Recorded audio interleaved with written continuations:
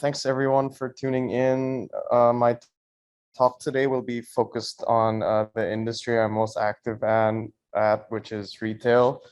And I'm calling it the rise of new retail due to the changing retail landscape over the past decade or so. We've seen new brands coming in, reshaping the industry, and hopefully by the end of this talk, people would be inspired to sort of take opportunity from the ever-changing industry and capitalize on it. So yeah. I have a list of brands here, some on the left and some on the right. On the left, you see brands that are more of your traditional large incumbents, such as Gap, Microsoft, McDonald's, Nescafe. And on the right, you have some of your more modern brands. Some of them you may or may not have heard of, Everlane, Apple, Starbucks, and Shake Shack. So all of these brands essentially sell the same goods or same products. However, they're totally different in the way they market their products and the way they're perceived in the market. So I'm going to explore how are these modern retail brands, or some like to call them direct-to-consumer brands, how are they different, and how are they reshaping the industry and how they're capitalizing on the changing landscape. So we can't talk about sort of revolution without addressing the main young generation right now, which are the millennials and the Gen Zs. So yeah, they're really important as they account for in total 350 billion US dollars in retail spending in US alone in 2020, and they will account for 55% of working adults in 2020. So as you all may know, for retail, I think the working adults would be sort of the main or the largest target market, as they have the largest spending. So they are what these new modern brands are targeting.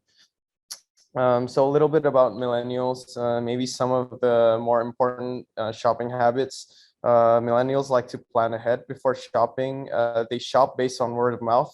They like to hear opinions of others before they pick the goods they want to buy. 89% of millennials are likely to act on notifications received from their favorite brand. They prefer trustworthy brands, in the sense more genuine brands. They're sort of community based. They like to contribute. So brands that sort of engage with their customers, be it through social media or other channels. Yeah, millennials pretty much prefer those. They're price conscious. They're more likely to purchase a brand with social impact, and they crave relatable brands. So relatable to themselves. And the Gen Zs, they're sort of similar. However, some differences. So obviously they're born a bit later than millennials, so they're sort of what we call digital Kalau natives. Pak Chandra, double check aja. Kan sekarang Pak Chandra juga mengurus with juri ya. technology. Jadi cek kan nggak ada yang muncrat lah. Their spending Jangan journey nanti is pretty harga ke much kanan. online oriented, so dominated by their online distribution channel. They need to know the value of what they're paying for, and sort of not knowing what to buy or what brand to buy is the biggest fear. So they're sort of more vocal in what they want, and they sort of crave a brand that is bold and speaks out what they are. And sort of what sort of pain points do they have with the traditional retailers, or what sort of issues do the traditional retailers have with millennials and Gen Zs that the new brands can capitalize on? First of all, the informations often aren't readily available online, because a lot of these traditional brands are very sort of structured in the distribution channel, so they often aren't in direct contact with their consumers. They lack of genuine, honest engagement with the consumer. They lack sort of the community feel, as they are sort of perceived more as a large corporation. So it's hard for a large corporation to sort of be relatable to a single person, because they're sort of persona. They're perceived more as a money-making sort of corporation, which comes to the next point, which was that.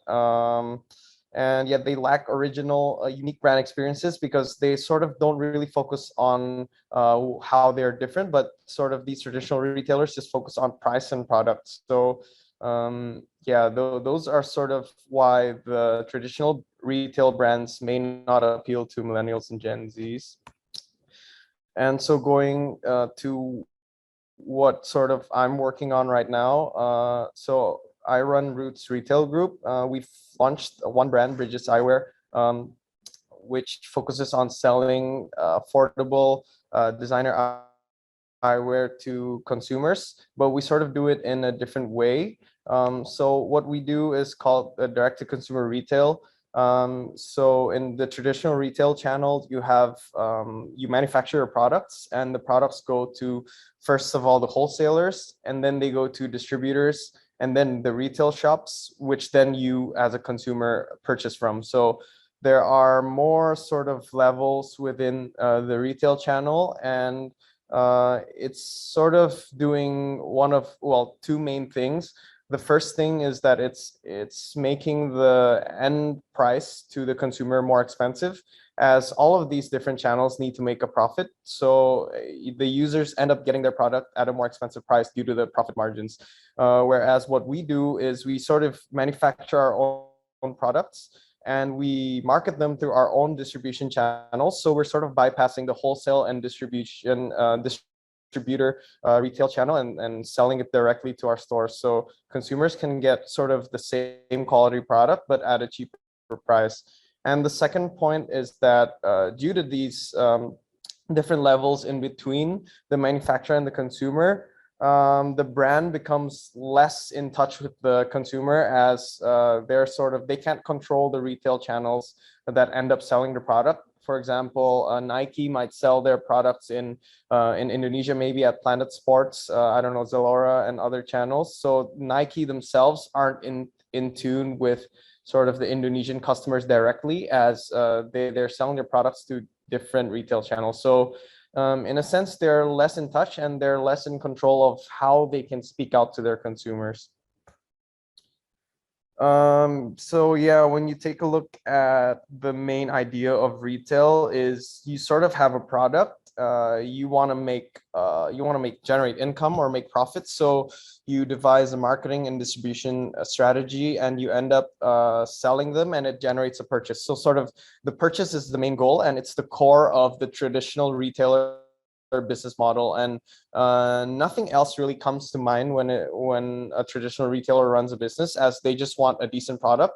They want to market it effectively, sell it at the distribution channels of their choosing, and generate a purchase. Whereas what we do is sort of, we want to focus on the customer first. So the customer is at our core. We sort of want to analyze our consumer. What sort of pain points do they have? What issues do they have? And then we create a purpose for our brands, and then we generate our products, and we choose the more effective marketing and distribution channel. So we sort of work in reverse. We sort of generate the issues first, we identify them, then we come up with our products. So in a sense, our brands become more consumer centric, and our brands ultimately become more relatable to the consumers, as our purpose is clearly defined and well communicated to the consumers, which, as I shared previously, is what sort of the millennials and the Gen Z are craving, a relatable brand. So that's sort of what we do. So yeah, it's about building a relationship with the customer. The customer is always at our core.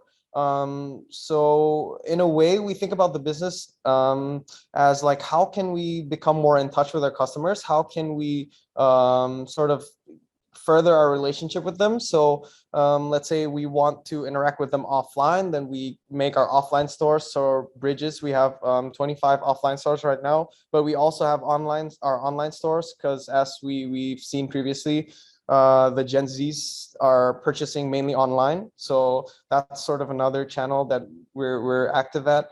Pop-up stores, let's say we don't want to open too many physical stores, as that sort of increases our fixed costs. We open pop-up stores so we can still sort of engage with them, and sort of building through our community, whether it be it through social media or blogs. We're also active there. So the way we see it is, if we effectively maintain our relationship with our customers, purchases will come by themselves.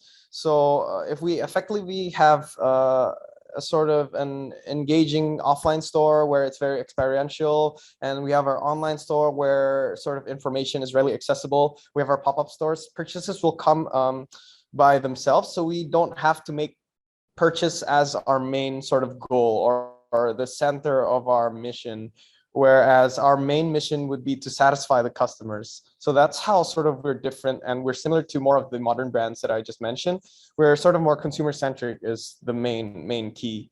So as the customer is at the core of our business, this is sort of the main way we run our business or analyze how effective we are at the different parts of the sort of the business funnel. We call it the customer journey. It's a pretty basic model, but it's a really effective model at analyzing how effectively we're running our brand. So we sort of split the customer journey into 4 stages.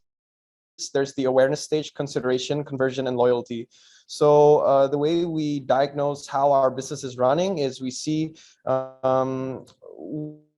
which touch points do we actually thrive at. So let's say we're really effective at awareness, so we have effective digital ads, we endorse the right KOLs, we have effective word of mouth marketing. But let's say at the conversion stage we are quite lacking. So maybe we don't have at our offline stores, let's say we don't have the proper salespeople who can explain to the customers what our products unique selling points are. We're sort of lacking in the conversion. We can sort of look at the relationship with our customer through this journey. So that's how we do it at Roots. And sort of going on to back to the D2C business model, the main advantage of it, other than obviously giving lower prices to consumers as we cut the middlemen, we're able to control every single interaction with the consumers.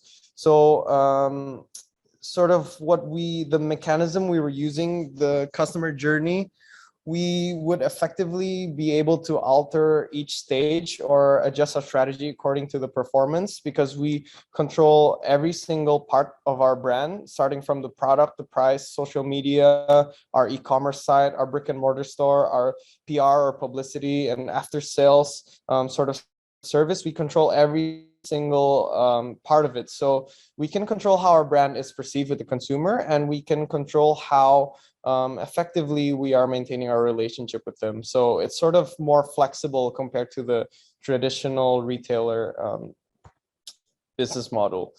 And ultimately it generates a happy consumer. So let's say a traditional retailer has a decent product and good distribution. Yeah, it will lead to purchases, and that's revenue. But what we can generate is happy customers. So if we have an extremely satisfied and engaged customers, as opposed to just sort of purchases, so we don't really know if the consumers are happy or not, they just generate purchases.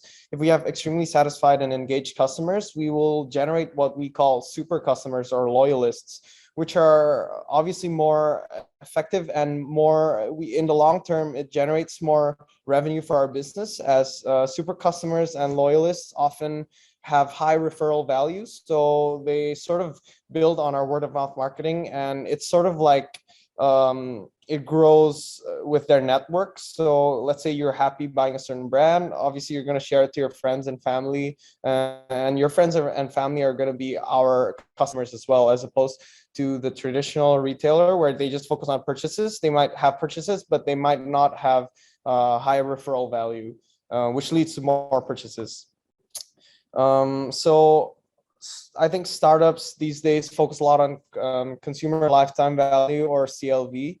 We really like to focus on referral lifetime value as opposed to CLV, because we can really judge how many super customers we actually are generating, and ultimately that will be a more effective way of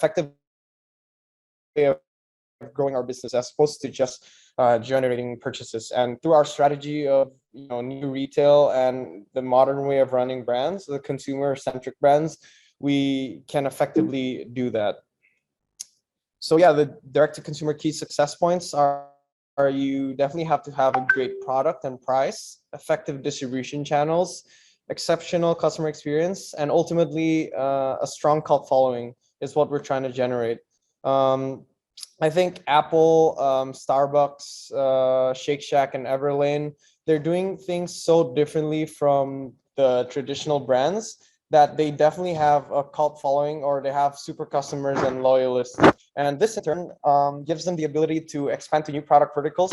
So let's see, Apple, they started off by selling computers and iPods, but now they definitely can sell other products, like the Apple TV, Apple Watch, etc. So that's an example of product verticals, and more successfully and increased effectiveness of referral or word of mouth marketing. So like I said, it's a more efficient way of growing your business. So right now we have two brands out in the market. Bridges, we're selling designer eyewear at a more affordable price, and we have Riley's, which are selling sneakers. But essentially, these two brands, we're focused on being consumer centric, and we hope to put out more products in the future with the same mission of solving our consumer pain points and becoming a consumer centric retail group. So yeah, I hope the information I'm sharing today is gonna help inspire you guys in participating in the ever-changing retail industry and taking opportunity from it. Thanks.